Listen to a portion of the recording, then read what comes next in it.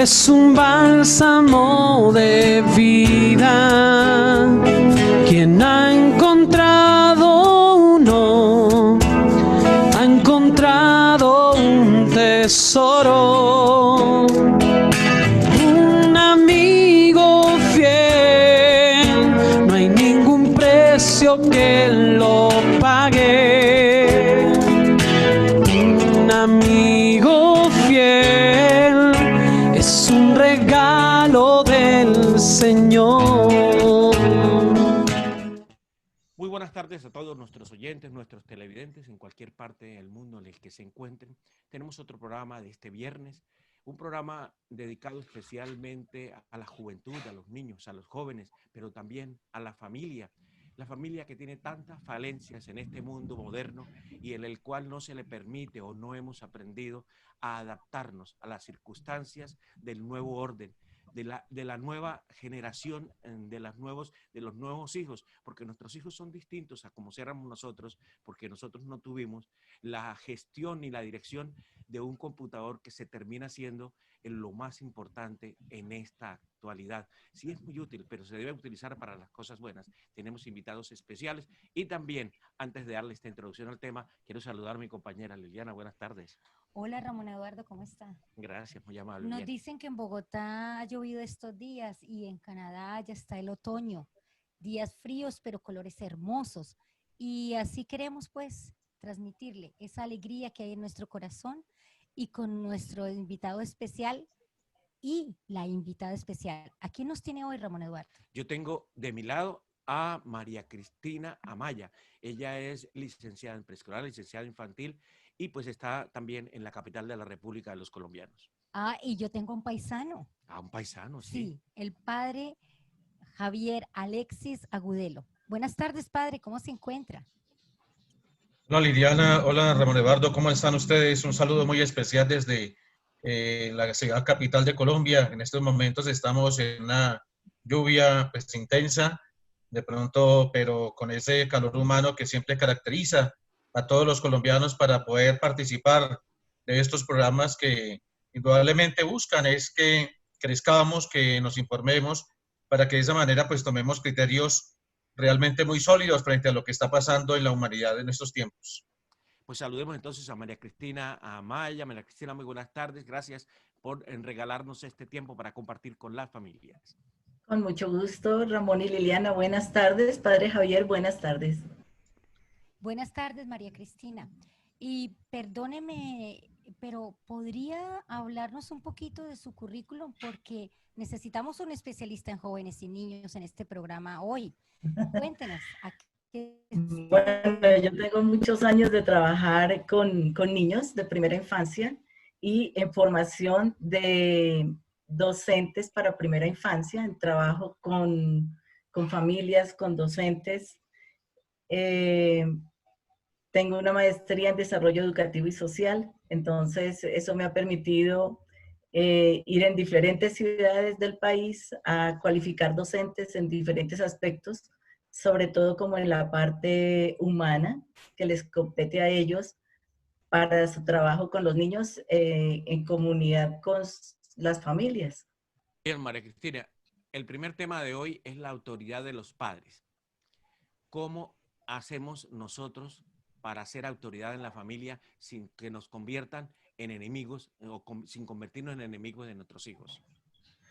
Bueno, básicamente el respeto es fundamental, o sea, el respeto de los padres hacia los hijos es muy importante. Y el ejemplo, porque no podemos ser contradictorios, que es lo que sucede muy a menudo en las familias, que los papás le dan una serie de normas a los hijos, pero ellos no las cumplen. Entonces ellos están viendo como esa contradicción entre los padres y los hijos. y pierde el respeto con su hijo, o sea, el hijo ya no le ve una imagen de autoridad. Ahora, ese amor es especial porque nosotros no podemos ir a ejercer una autoridad con los niños de violencia.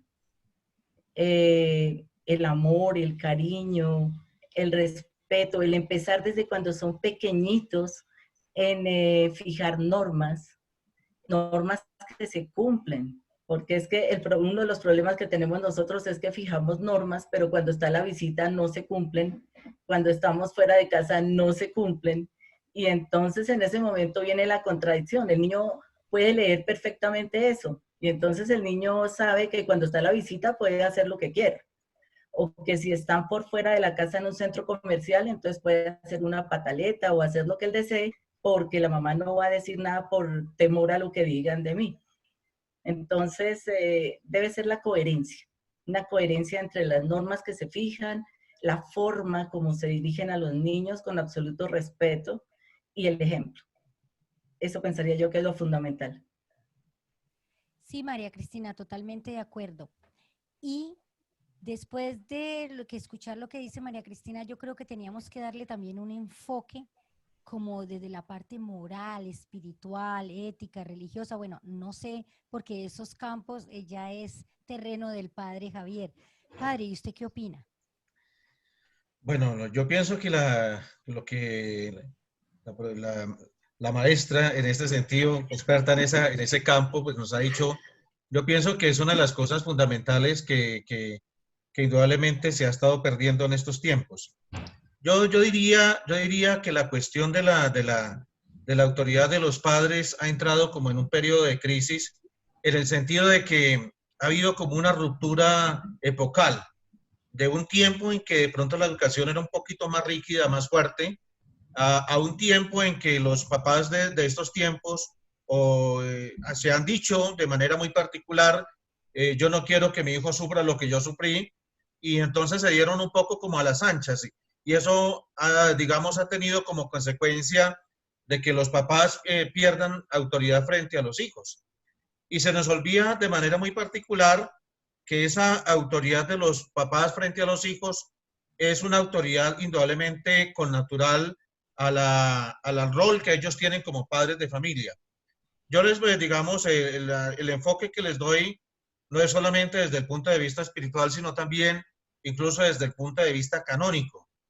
¿Ya? El Código de Derecho Canónico, en el canon de 1055, establece lo que significa un matrimonio, la unión de dos personas, varón, mujer, que están abiertos a la vida y que tienen unos fines, y entre esos fines está la educación de la prole, es decir, la educación de los hijos. De tal manera que la autoridad de los padres frente a los hijos es una autoridad que es de hecho y es de derecho. Es de hecho porque indudablemente hace parte de la ley natural de los padres. Eso es connatural a los padres, al rol que ellos tienen indudablemente de los padres.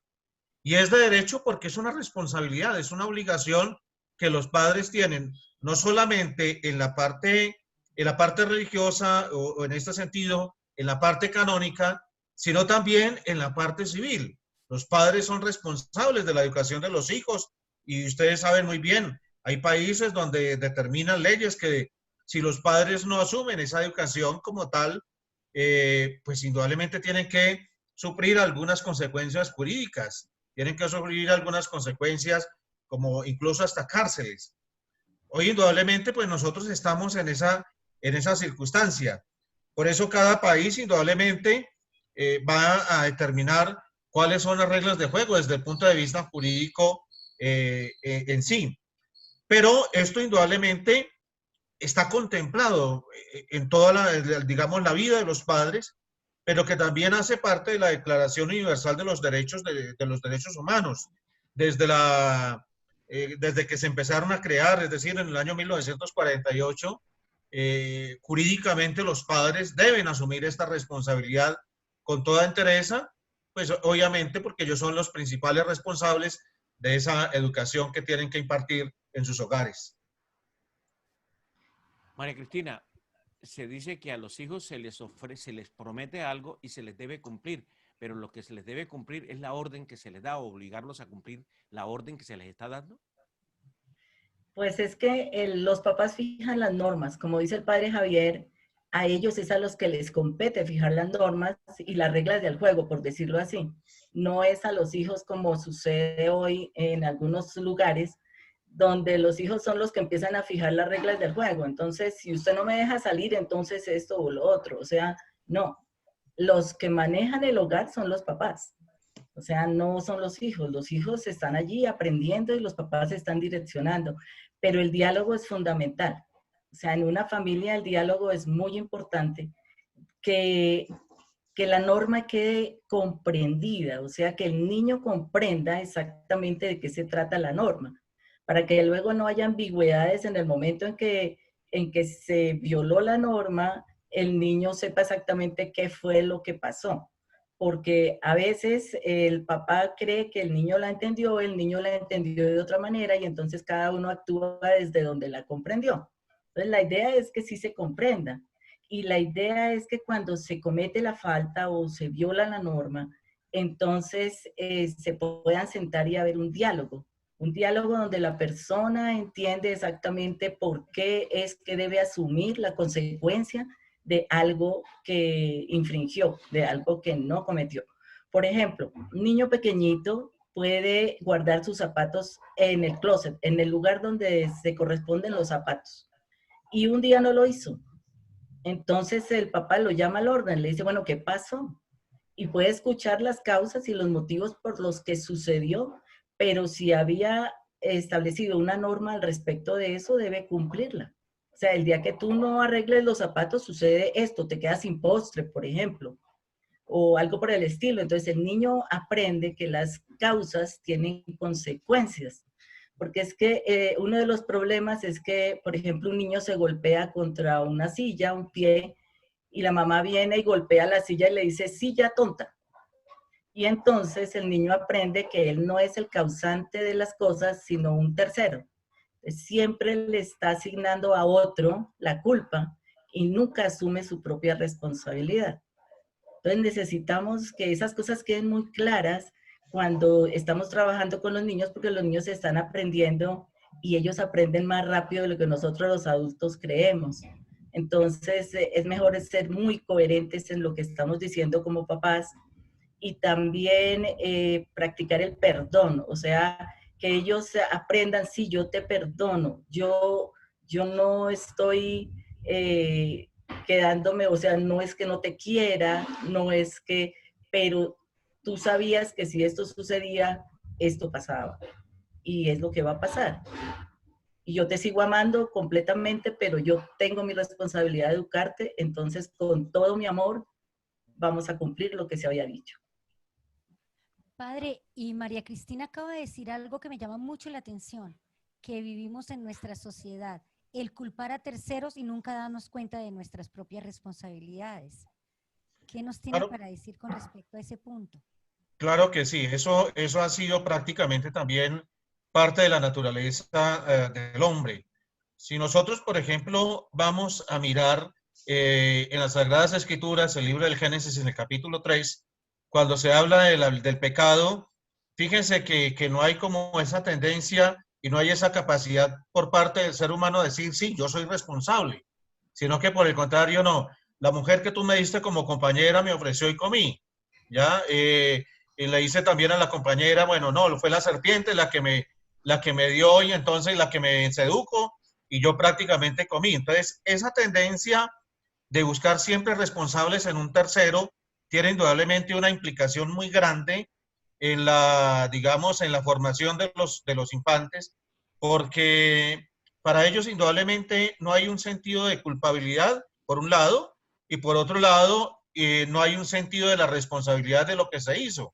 Entonces, ya inmediatamente eso va haciendo que se crea en ellos una conciencia laxa, es decir, yo no soy responsable de lo que yo hago, los responsables son otros y entonces ya inmediatamente nos vamos quitando ese sentido de la responsabilidad que se va creando entonces por parte de las personas que infringen una norma, de las personas que infringen una determinación que se tome al interior del hogar. Ahora, nosotros tenemos que tener en cuenta una cosa muy importante que complementa lo que estaba diciendo hace un momento la licenciada María, y es que la autoridad de los padres no es temporal. La autoridad de los padres no tiene un límite. El hecho de que el muchachito cumpla los 18 años y la nación, el Estado lo considere una persona mayor de edad, no significa de que él ya queda completamente desligado de las responsabilidades que tienen frente a los padres. Esa autoridad nunca se pierde. La autoridad es connatural y eso va hasta la muerte. Eso va de una manera definitiva. Es decir, que si el hijo en una determinada edad, 50 años, 60 años, con los padres indudablemente vivos, cometen alguna situación, ellos tienen toda la autoridad, no solamente ética, no solamente jurídica, sino también una autoridad moral. Y si no lo hacen, pues son responsables indudablemente de lo que venga más adelante. Porque entonces, ¿ahí a quién le van a echar la culpa? ¿A quién y sobre quién se van a fundamentar para decir, bueno, aquí estamos prácticamente nosotros fallando? Entonces viene la respuesta o viene la pregunta que se puede hacer al respecto. ¿Tienen obligación los hijos de cumplir la autoridad de los padres? Sí, claro que sí, porque es indudablemente como lo he dicho hace un momento y lo ha también afirmado la licenciada, es algo que indudablemente hace parte de la naturaleza de los esposos, de tal manera que los hijos indudablemente tienen que reconocer la autoridad de los padres en cualquier etapa de la vida. Vuelvo y repito, así sean en el tiempo de la infancia o ya sea incluso a una edad completamente madura, tienen que indudablemente reconocer esa autoridad. Ahora, la autoridad no es un fin en sí misma, sino que exigir cumplimientos tiene como meta que los hijos alcancen la madurez precisa. Eso tampoco es simplemente ejercer una autoridad de decirle, no, es que usted tiene que cumplir con estas normas, usted tiene que cumplir con estas cosas, sino que, ¿cuál es el objeto de implantar la autoridad? Que el niño, desde pequeño, empiece en ese proceso de maduración y entienda que como persona más adelante no solamente tiene derechos, sino que también tiene unos deberes para que de esa manera la convivencia, tanto al interior del hogar como a nivel social, sea indudablemente una convivencia armónica. Si esa armonía se rompe, acuérdense que entra a funcionar la ley, no para castigar, sino para rehacer digamos, los derechos que se han vulnerado cuando se infringe la autoridad al interior. Yo sé que en la palabra de Dios se dice que el papá es la autoridad y que la mamá es la que ayuda a la autoridad y que la autoridad pues es compartida. Pero en el orden jerárquico es necesario que los niños entiendan que quién es quién es la cabeza del hogar y quién no. No. La autoridad es igual. La autoridad de los padres, la autoridad del papá y la autoridad de la mamá es igual. Uno de los grandes pecados que se cometen es cuando el uno desautoriza al otro. Cuando el papá desautoriza a la mamá. La mamá dice, a ver, Francisco, hágame un favor, recoge los zapatos. Y lo que estamos diciendo ahorita con el ejemplo que está colocando la licenciada María. Recoja los zapatos y póngalos en determinado sitio. Pero llega el papá y le dice, tranquilo, déjelo ahí y ahorita lo recogemos. Eso inmediatamente afecta porque el muchacho que está diciendo, me alío con mi papá, que es el que me patrocina a mí, que infrinja la ley, y dejo a mi mamá, por el contrario, no le presto mayor atención. A ver, y María Cristina, ¿realmente los hijos acatan de cierta manera la orden de los padres siempre y cuando la orden sea decidida, sin vacilaciones? Sí, claro, pero siempre y cuando se haya empezado a enseñar desde pequeñitos. O sea, eso es una formación de día a día, es una sumatoria. O sea, yo no puedo esperar a que mi hijo sea adolescente para tratar de enseñarle la autoridad, cuando no la vivimos antes. ni a poner normas cuando es adolescente porque ya quiere salir y está llegando tarde. Y entonces en ese momento yo voy a colocar las normas y hacer el oficio de papá.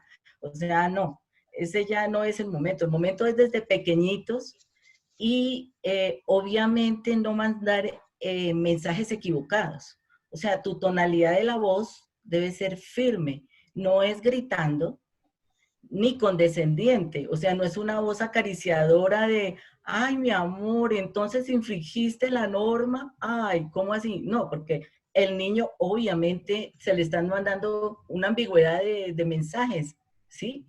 Entonces, no, es una voz de una tonalidad seria que el niño sabe que es inamovible, o sea, que una vez que la mamá está hablándole en ese tono o su papá, es algo serio, es algo a lo que hay que prestar atención. Pero si yo llego a gritarlo irracionalmente, emotivamente, y pierdo el control de mis emociones, pues eso ya no es ningún ejemplo ni ninguna enseñanza para el niño, porque entonces yo estoy violentando sus derechos. O sea, no, ahí yo ya estoy sobrepasado, estoy fuera de mi lugar, de mi rol como papá, porque le estoy enseñando que uno no maneja sus emociones. Acuérdense que el ejemplo es fundamental. Entonces él va a crecer y el día de mañana no va a necesitar que haya un policía de tránsito detrás de él para no pasarse un semáforo. Él sabe que debe hacerlo. No es que sea una persona sumisa, sino respetuosa de la convivencia con los otros y consigo mismo. Esa es la idea, no que se acostumbre a que vive. Hay niños, por ejemplo, uno pasa a veces por los salones de clase y oye a un profesor gritando desaforado y los niños gritando más que el profesor. Y entonces, ¿por qué es muchas veces? Porque ellos están acostumbrados que sus papás gritan en las casas y ellos tienen un decibel al que le hacen caso cuando la mamá va a sacar la correa. Ellos saben que en el último grito, ese último grito en cierta tonalidad y después de eso va a seguir el golpe. Entonces molestan hasta que llega a ese decibel. Entonces eso no debe ocurrir. No debe ocurrir porque no debe haber esa violencia. O sea, no debemos educar a nuestros hijos en la violencia, sino con el amor, con el respeto y con la autoridad. Bueno, pero acaba de decir algo muy importante de lo que vio en ese salón de clase. Y estamos hablando términos normales, en casos normales, pero María Cristina, en el caso de un niño que desde pequeño se le ha educado, se le explican las reglas y no quiere obedecer, es un poquito rebelde y es adolescente, digamos, ¿se puede aún trabajar o ya como quien dice, caso perdido? En todo momento de la vida se puede trabajar con un individuo, con un ser humano. Generalmente una persona que reacciona así, de esa manera, está llamando la atención.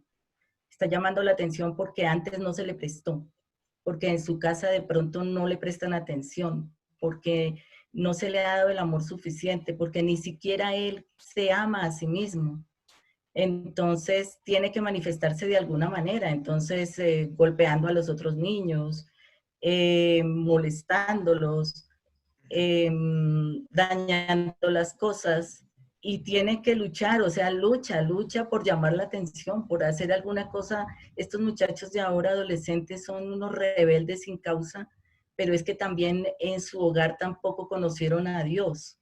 Y si tú estás solo, hueco por dentro, vacío, no tienes con quién hablar, con quién refugiarte, o sea, la espiritualidad no existe para ellos.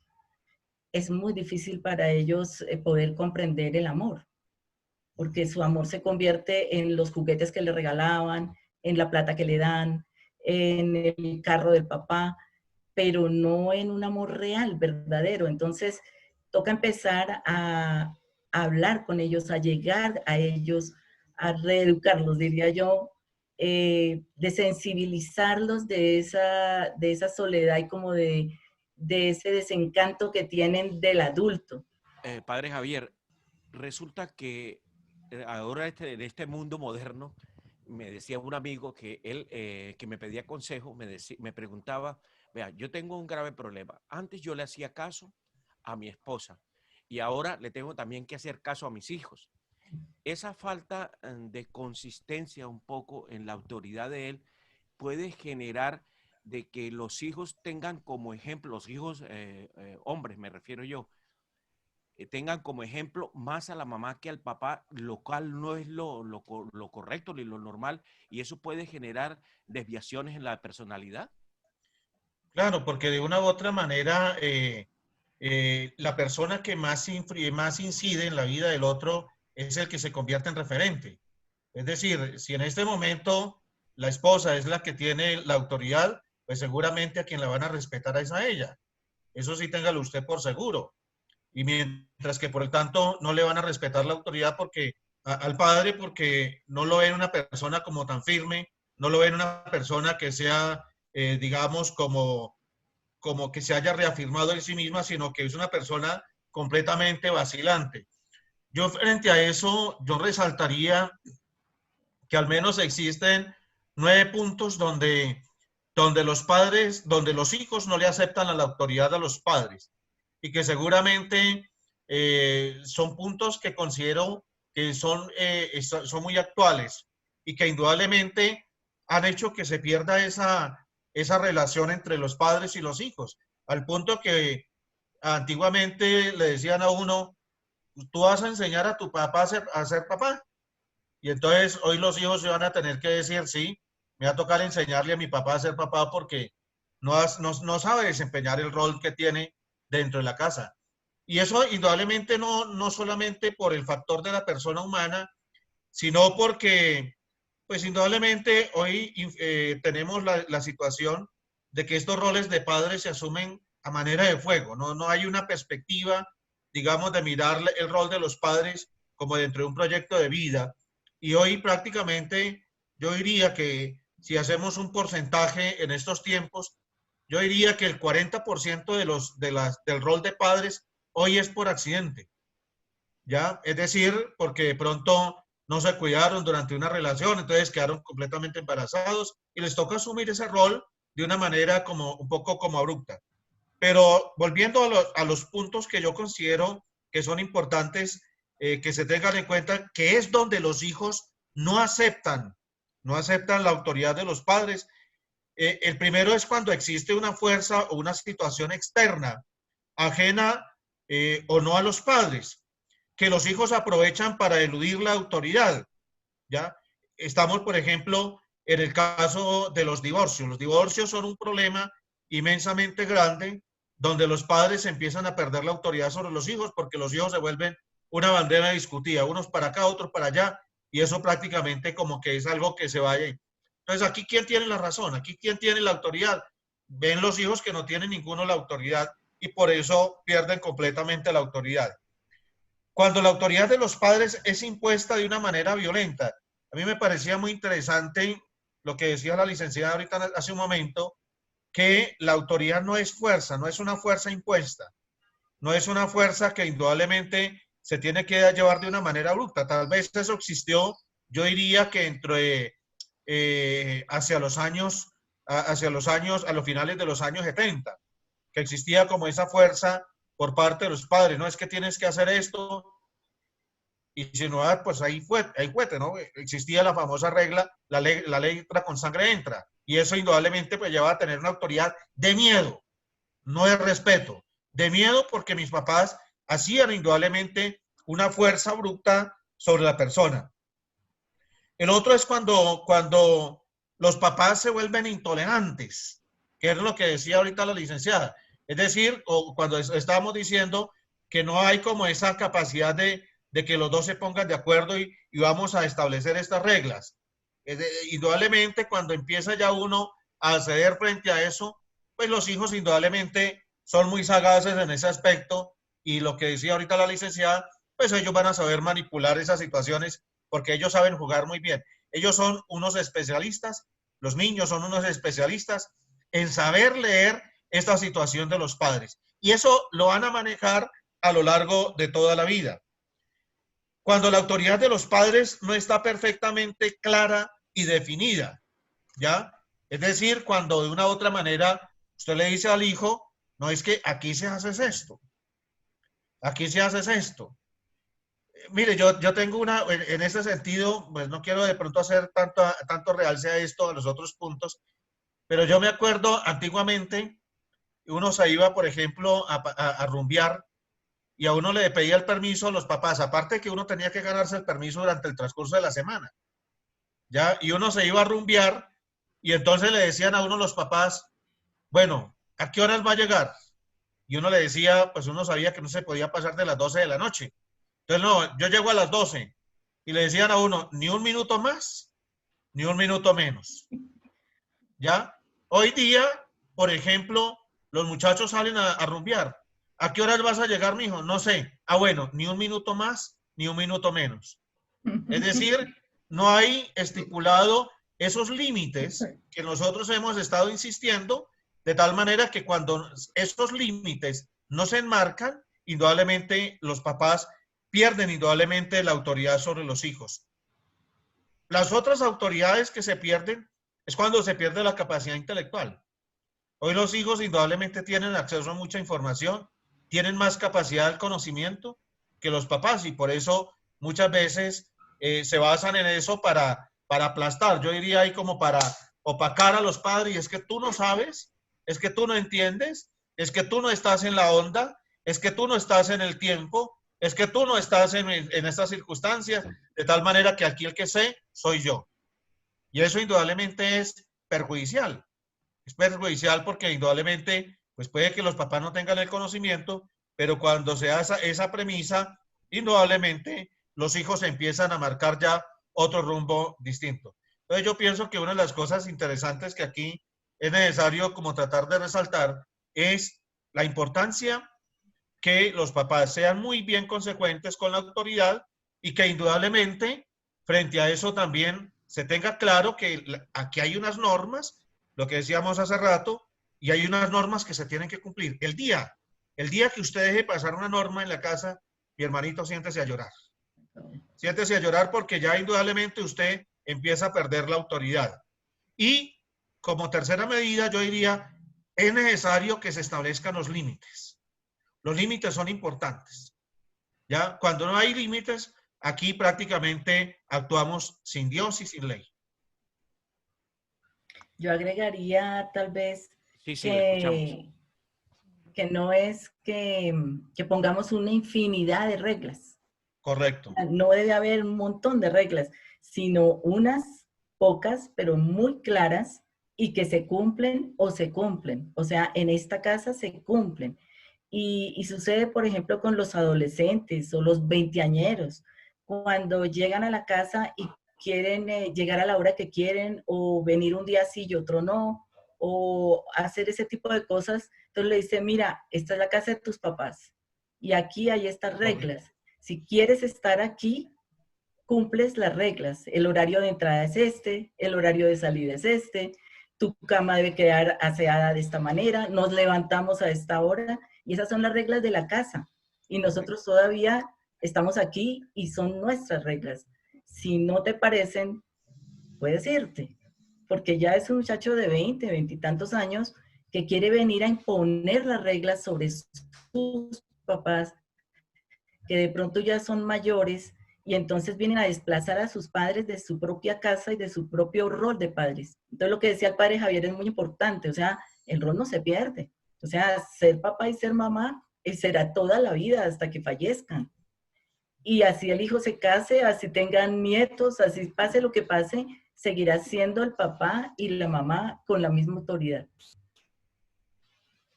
Hay una situación que le preocupa a uno en este mundo, es que justamente cuando las reglas se hacen cumplir y son estrictas, aunque no sean muchas, genera el rechazo automáticamente del joven. Entonces el joven asume una posición de castigo a los padres y por eso incluso prefiere hasta distorsionar un poco su personalidad y decir, yo más bien voy a parecerme a mi mamá y voy a comportarme como mi mamá porque es que mi papá, porque los hombres no me gustan, porque es que los hombres le hacen a uno cumplir la autoridad, por ejemplo, o viceversa. Sí, eso se puede presentar cuando, decíamos hace un momento, cuando usted ya empieza a, digamos, a deslegitimar la autoridad del otro. Entonces, por eso decíamos, aquí tanto el esposo como la esposa todos deben tener el mismo equilibrio de autoridad, el mismo equilibrio. Una de las cosas que siempre nosotros vamos a tener dificultades es cuando se presentan los desequilibrios.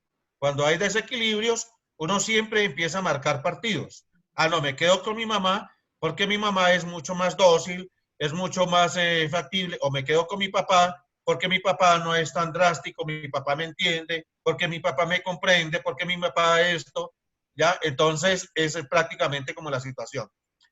Ahora, eso que tú estás diciendo se presenta cuando los padres cometen el mayor error, y es dejar de ser padres y convertirse en el amigo de los muchachos, de los hijos.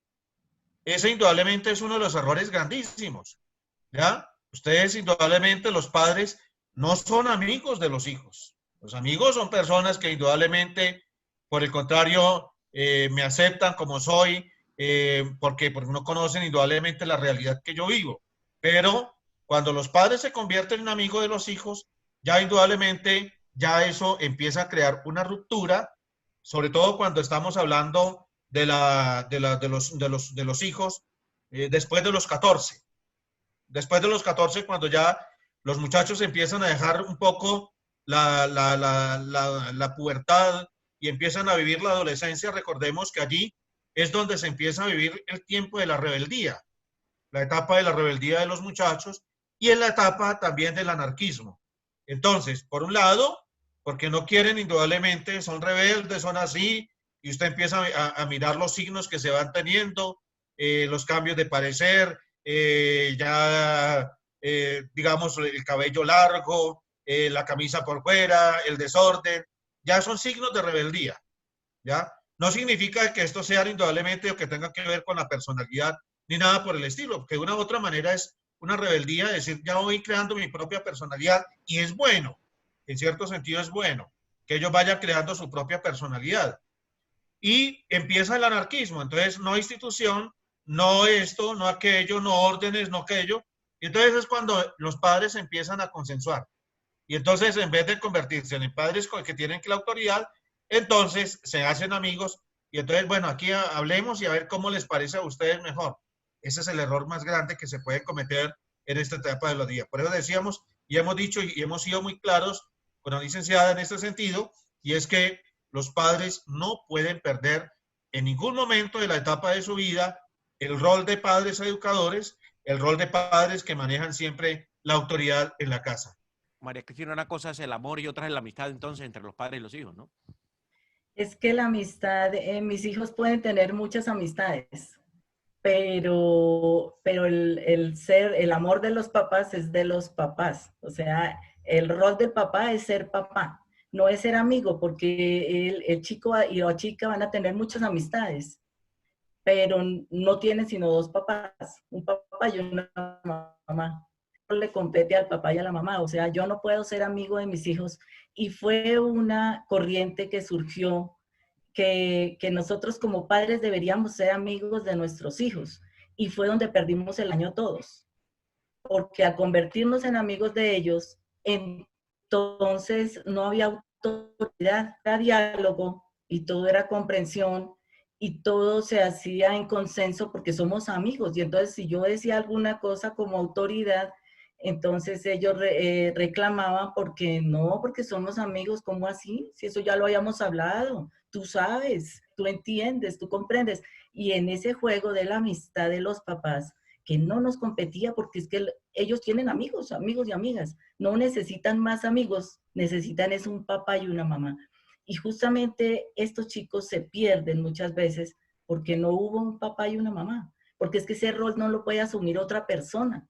Solamente ellos, ni siquiera un maestro en un aula, ni otra persona. El problema cuando se pierde el rol del papá y la mamá es que viene un amiguito que es más grande, que sabe más cosas que no debería saber y asume ese rol. Se convierte en líder. Y entonces es cuando empieza a llevar a este chico a cosas indebidas, a cosas que no le van a dar nada bueno en su vida, pero es el ejemplo que ellos empiezan a seguir porque no tuvieron el ejemplo de papá y mamá. María Cristina y padre, También este punto que acabamos de tomar es peligroso en el aspecto en que no solo los amigos pueden llegar a manipular al niño cuando no tiene claro su vida de hogar, sino la sociedad. Mire cómo ahora nos manipulan. Si usted se siente perro, esto. Empiece a ladrar mi hijo y a comer purina. Y si usted se siente y es un muchacho de 18 y quiere sentirse ser niña de 5, hágale, está bien. Entonces la misma sociedad se aprovecha de esa debilidad que hay en la familia y empieza a manipular. Ahí, ¿cómo podríamos nosotros como padres empezar a frenar el temita que está muy de moda, que es la teoría de género y el libre desarrollo de la personalidad y yo soy lo que me siento? No como nací, sino como me siento. ¿Qué podríamos hacer nosotros como padres? ¿Cuál es el mensaje para los padres en este aspecto? Es que volvemos al origen, o sea, eso debió empezar desde cuando eran pequeños, en su formación, desde cuando eran pequeños, donde se afianzaban los valores, donde se afianzaba todo lo relacionado con la persona, con el valor que tú tienes como individuo, como ser humano. Entonces tú te respetas. Entonces tú no vas a querer hacer lo que hacen los demás si va en contra de mi propio ser, de mi propia humanidad, porque yo sé quién soy, yo sé lo que valgo, yo sé lo que tengo y sé qué quiero y qué no quiero y qué me gustaría y qué no me gustaría. Pero cuando eso no sucede, entonces vemos las chicas violentadas, por ejemplo, que van y se refugian buscando amor en cualquiera y son violentadas, quedan embarazadas, son golpeadas y ellas piensan que eso se lo merecen, que eso es normal, que eso es así. Y lo mismo le pasa a los chicos también son abusados. Y pasa porque no entendieron cuál era su rol real dentro de la sociedad. Entonces, si nosotros en esa parte como de la educación sexual, digámoslo así, de nuestros hijos, le compete a la familia también, desde pequeñitos, enseñarles a quererse, a respetarse, a saber lo que valen. Yo le pongo un ejemplo a mis estudiantes, porque pues yo trabajo con personas que están como saliendo de la adolescencia y están entrando a la universidad, pero son pequeños todavía. Y entonces yo les digo, bueno, ¿cómo les gusta comerse un helado? Ir a una heladería, que se lo sirvan en copa, con galleta, todo elegante, con servilleta, con manteles, y cada bocado que le den lo saboreen y sea delicioso. O ir por la calle y comprarse un cono con que se les va a caer a la primera probada, quedan todas sucias, embarradas, vueltas nada, y no disfrutaron el helado. Y les doy el ejemplo con relación a ir a tener relaciones sexuales prematuramente. O sea, no, porque es que la sociedad se lo impone y eso no debe ser así. Uno debe ser selecto, uno debe saber para quién se guarda, a quién le va a brindar todo ese amor y ese ser de ella como mujer, con quién va a ir. Y no con cualquiera, y no en cualquier parte, y no drogado o no alcoholizado, sino ser consciente por dónde vas y con quién te estás interlocutando, o sea, cuáles son tus amigos, ser selecto al escogerlos. Y todo eso se enseña en la casa, o sea, esa es la educación sexual que le debemos dar a nuestros hijos desde pequeños. No esperar a que sucedan las cosas para tratar de tapar incendios porque ya es como un poquito tarde, lo que no quiere decir que no se puede hacer, sí se puede, pero ya es muy difícil. Padre, hay una situación que se está dando mucho en el momento y en la actualidad y es que la sociedad nos está imponiendo el género. Ya las personas no somos como nacemos, sino como la sociedad diga. Y eso pues a los muchachos que, como los hijos de nosotros, que crecen a través de una educación en la fe en Dios y analizando y escuchando la palabra, pues se ha convertido en un problema porque los muchachos de nosotros son el blanco de aquellos que no están de acuerdo con ellos o que ellos plantean básicamente desde qué punto se debe mirar la sexualidad y la claridad que ellos tienen de si son hombres o si son mujeres, ¿no? A ver, yo pienso aquí que pues digamos, eso es una de la ideología de género que tanto se ha hablado y que tanto se ha discutido. Recordemos que antiguamente se tenía como uno de los trastornos mentales, que incluso la Organización Mundial de la Salud en Psicología la tenía así, de esa manera, y ahorita incluso fue desvinculada de allí. Pero lo que sí podemos decir que la ideología es, ante todo, un pensamiento completamente cerrado. Es decir, la ideología no es un principio que acepte argumentaciones lógicas, que acepte argumentaciones, digamos, o principios fundamentales, ni mucho menos que admita la naturaleza misma. Yo pienso que la ideología, de una u otra manera, es prácticamente un rechazo hacia la misma naturaleza.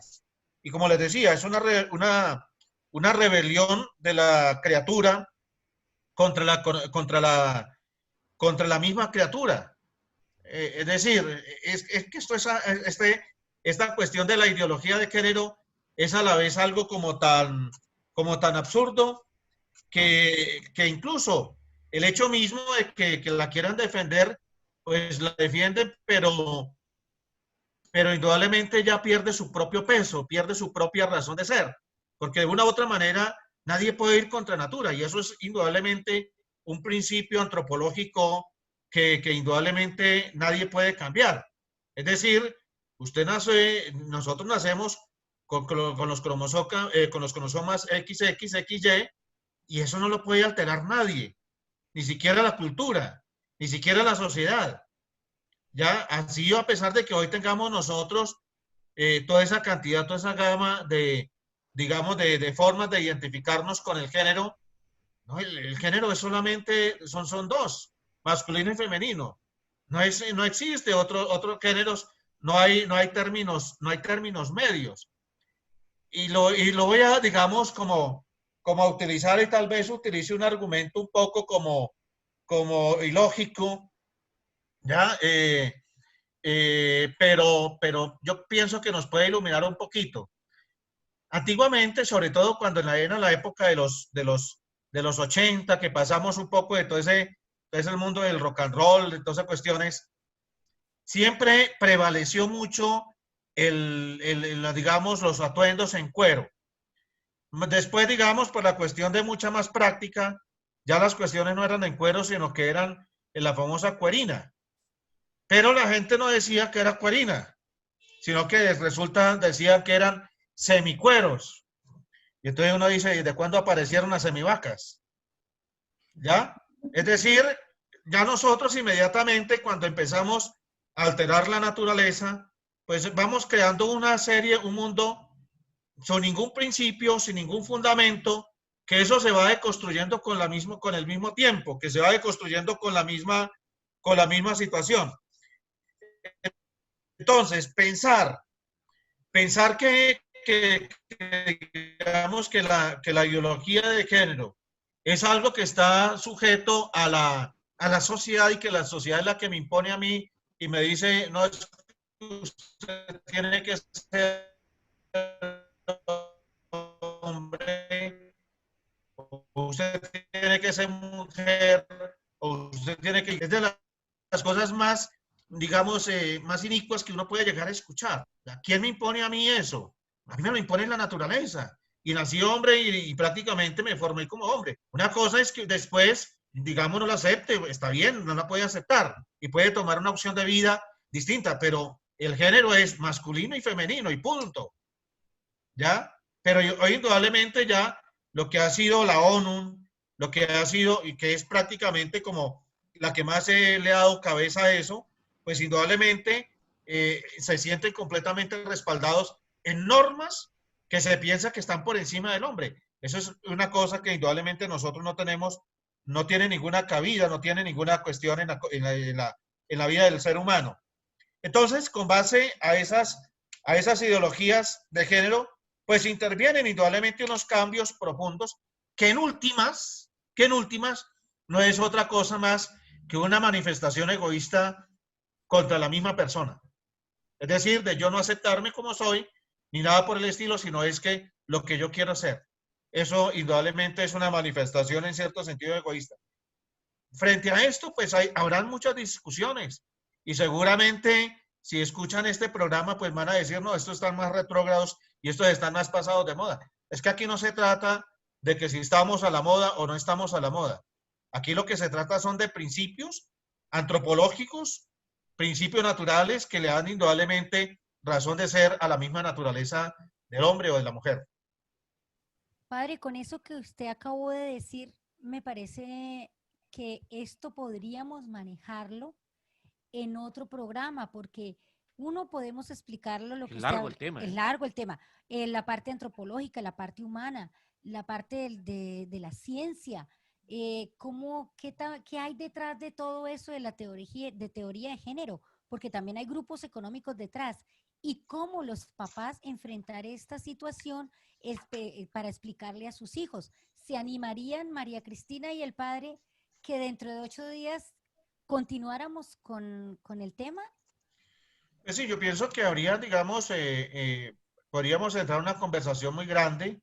Pues obviamente yo puedo presentar un cierto sentido, un poco la visión desde el punto de vista de lo que me compete a mí, es decir, desde la teología, desde lo que dice en cierto sentido la iglesia.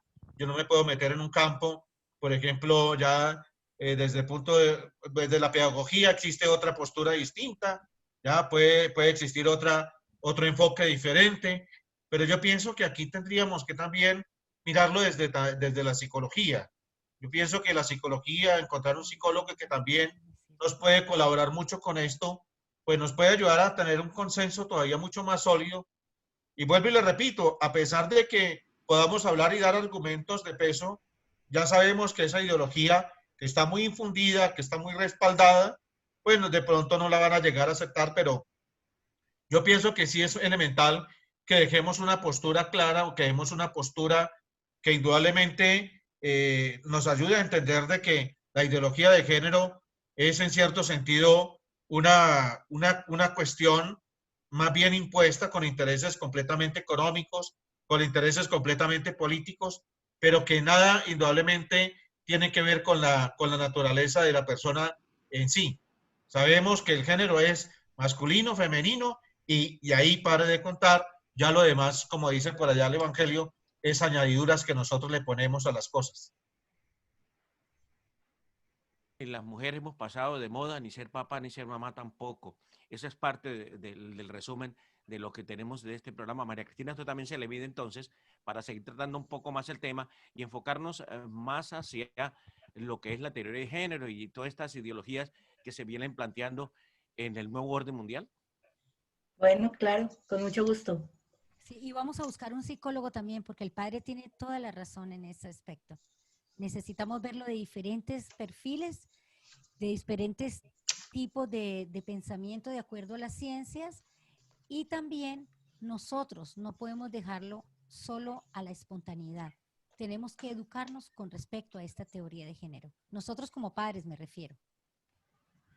Sí, yo pienso que aquí hay algo que nosotros tenemos que tener claro, y es que no estamos entrando en discusiones, no estamos entrando en contraposiciones, estamos dando unas posturas desde el punto de vista de las ciencias interdisciplinares, desde el punto de vista de la pedagogía, desde la psicología, si lo vamos a abarcar aquí, y también desde el punto de vista religioso, cuáles son las posturas que nosotros manejamos en esto, cuál es indudablemente el pensamiento que la Iglesia tiene al respecto de esto y cuál ha sido la postura, por ejemplo, la del Papa, que ha sido indudablemente un enfoque mal interpretado, sobre todo por los medios de comunicación, que de una u otra manera lo que buscan es el rating y no la información objetiva, clara y precisa frente a un tema tan delicado como son las ideologías de género o el problema de la homosexualidad. En ese sentido, la Iglesia ha tenido que pagar las causas de algo que ni siquiera nunca ha planteado, incluso los juicios que se le hacen por debajo de una ignorancia muy alta. Entonces, y se le achacan responsabilidades que la Iglesia nunca asumió. Y claro está que tampoco entendieron lo que también habló hace muy poco el Papa Francisco. Yo creo que entonces los invitamos para el próximo viernes y que sea otro programa más con los dos mismos invitados de la tarde de hoy. Padre, y para terminar le pedimos el favor de que si nos ayuda a cerrarlo con una oración y bendición. Bueno, pues entonces ya que estamos nosotros con esas temáticas tan digamos, como tan de moda, yo quiero utilizar la oración que dejó el Papa, sobre todo cuando estamos ahorita en la construcción de esta, ¿cómo es? Solidaridad social, de esta reconstrucción social, en ese documento tan maravilloso que lo recomiendo mucho, que es el Fratelli Tutti, la última encíclica del Papa. Él escribe esta oración de la siguiente manera: Señor y Padre de la humanidad, que creaste a todos los seres humanos con la misma dignidad, infunde en nuestros corazones un espíritu de hermanos. Inspíranos un sueño de reencuentro, de diálogo, de justicia y paz. Impúlsanos a crear sociedades más sanas, con un mundo más digno, sin hambre, sin pobreza, sin violencia, sin guerra. Que nuestro corazón se abra a todos los pueblos y naciones de la tierra para reconocer el bien y la belleza, para sembrar en cada uno, para estrechar lazos de unidad y proyectarnos en estas realizaciones comunes de esperanza compartidas. Amén. Amén.